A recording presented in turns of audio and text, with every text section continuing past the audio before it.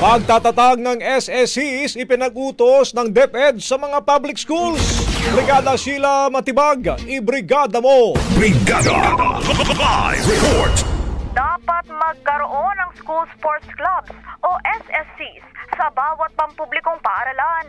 Ito ang iniutos ng Education Secretary Sani Angara alinsunod sa target ni Pangulong Bongbong Marcos na malusog at aktibong mga mamamayan.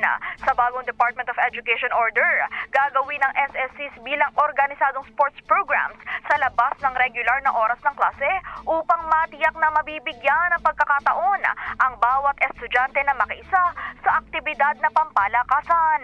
Bilang dagdag sa physical education curriculum, maglalaan ang SSCs ng 2 hanggang 3 oras bawat linggo para sa supervised sports activities. Ayon kay Angara, hindi lang ito tungkol sa paglalaro, kundi maging sa disiplina, teamwork at tibay ng loob.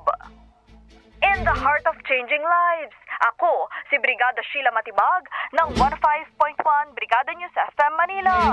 The Music and News Authority. Brigada Balita Nation. Ang bahaging ito ay hatid sa atin ng Power Cell Soya Coffee. Masarap araw-arawin.